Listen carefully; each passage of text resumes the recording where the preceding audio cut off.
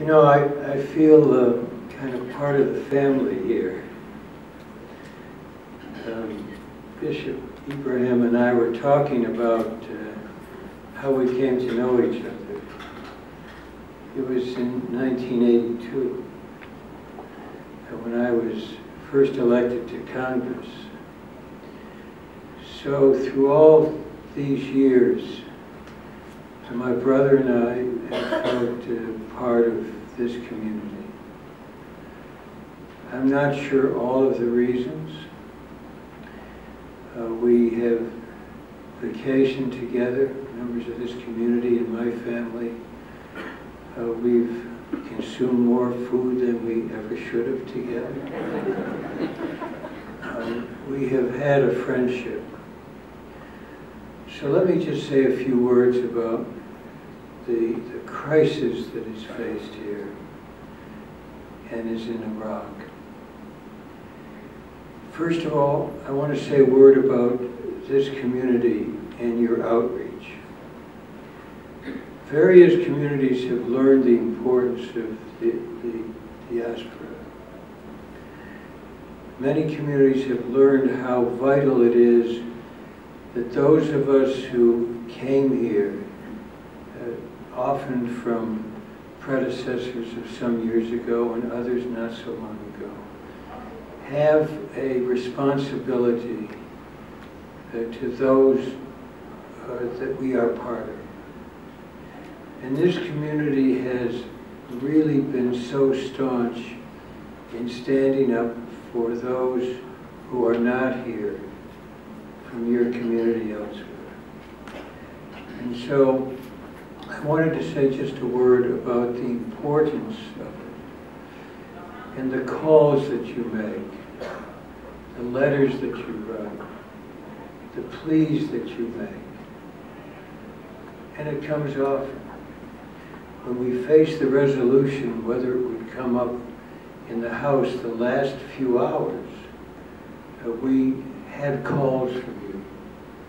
And it was said, let's do this even though it was the last few hours of the House session.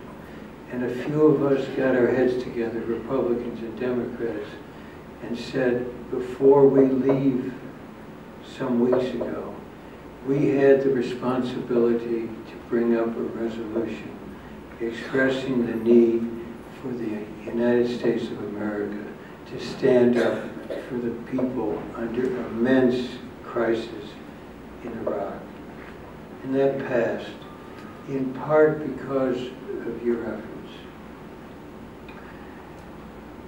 So let me say just a word now about what we face in this country.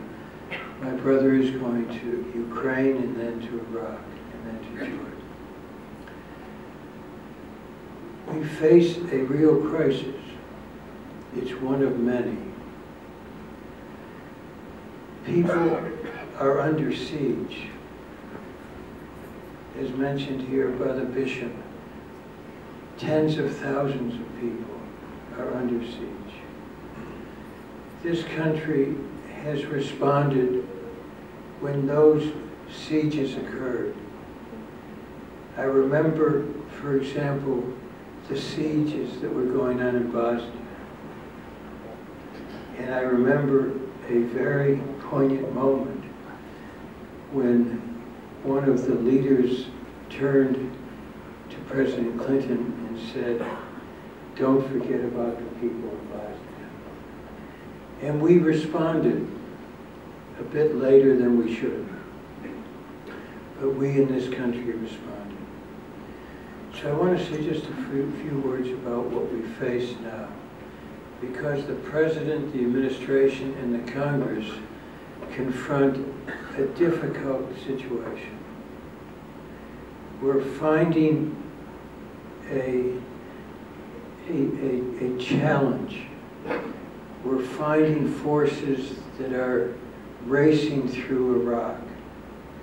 We're finding forces that at times undertake, if I might say so, barbarian conduct. And so we're now finding that this goes beyond one border, and this terror is borderless. And so what do? I think as we sit here, the situation is somewhat changing. The President has now authorized surveillance in Syria, and it's likely that there will follow some kind of military effort to try to stop the slaughter. These are difficult judgments to make, but I think we are here today to say this. As difficult as the challenge is, this country must rise to the occasion. And we need to stick together and talk this through. But the lives of hundreds of thousands of people now are at stake. As mentioned by the bishop, people are just forced to abandon villages. They're forced to leave those villages where they were born and where their parents and grandparents and before were born, to just leave just without anything, to flee for their safety and for their lives. So I think we need to join together. We need to talk through what the alternatives are, and we go back into session in 10 days or so, and we'll join with the administration. There may be some differences of opinion, but one thing is clear. Once again, the United States must rise to the occasion to find an answer. Doing nothing is not an alternative. So I just want to urge all of us to keep working at it, for us to join in talking through what is done. We'll see what happens after the surveillance in Syria is more complete. And then we'll probably see some actions to try to restrain and turn back people who are essentially placing in the lives of tens of thousands the fullest jeopardy. It's kind of a sober note. Usually when we come here, it's for moments of joy, right? Usually when we come here, we break bread. Usually when we come here, we exchange friendships. But tonight, I think we all come here for one reason alone, and that is to promise each other that we in this country will do everything we can to come to the rescue of tens of thousands of people who, through zero fault of their own, are in the deepest jeopardy.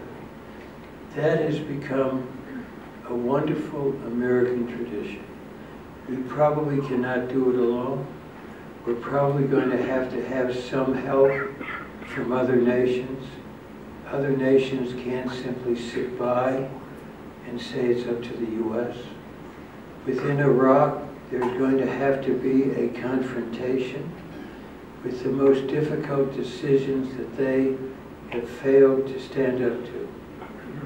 And that is, will people of different religious tenets be able to keep enough together to preserve a nation?